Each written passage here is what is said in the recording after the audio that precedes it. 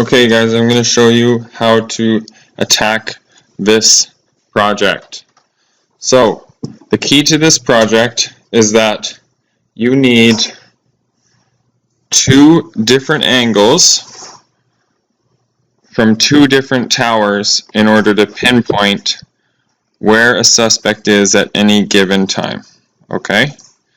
So, in some of these rows, you're actually given two different angles from two different towers, so you don't even need to use the sine law or the cosine law to figure out where the suspect is on the map. So let's go through one of those examples.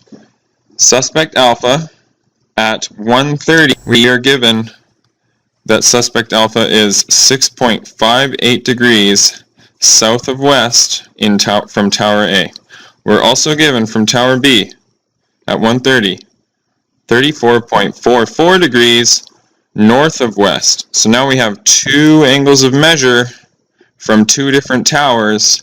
So that means we don't even need the sine law or the cosine law to figure out where the suspect is. All we need is a protractor. Okay, so all we need is this. Alright, so we're given at 1:30, tower A, 6.58 degrees south of west. So let's start with that angle of measure and draw that line. So 6.58 degrees south of west. So what we're going to do is we're going to point our protractor in the direction of south. So always have your coordinate system: north, south, east, west. We're going to point in the south direction the 90 degrees. So what we have to do is we have to rotate. So this is from tower A, so we're going to go to tower A. We're going to rotate it in the south direction. That's the first one. And we're going to put our little mark here on our protractor right on A. Okay, and we're going to point south. Alright, so we're pointing south. Okay, and it says 6.58 degrees south of west from tower A. So we're going to go south from west 6.58 degrees. So all we have to do is count. So that's 10, that's 20, that's 30, that's 40, that's 50, that's 60, that's 70, that's 80, that's 90. Okay? So 6.58 degrees is going to be 5, 6, and a little bit. So we're going to get a line that looks something like that. Now once we have that little tick mark, all we have to do is extend that line from A. Alright? So we're going from A, and we can extend that line as far as we want. Alright? So once we have that line, it just goes right through. So suspect alpha is somewhere on this line. Okay? Okay, the other piece of information we are given. Okay?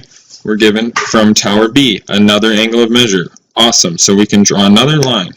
Okay, so it's 34.44 degrees north of west. So I'm going to go to this first north. I'm going to point my protractor in the direction of north from tower B. So take my line, put it on tower B, point it north.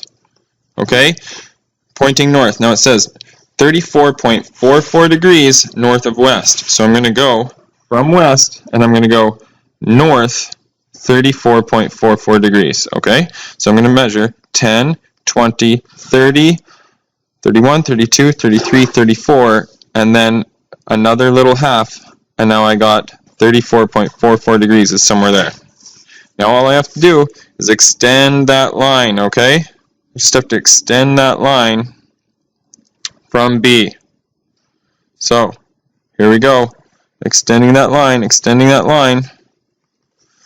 Awesome, here we are.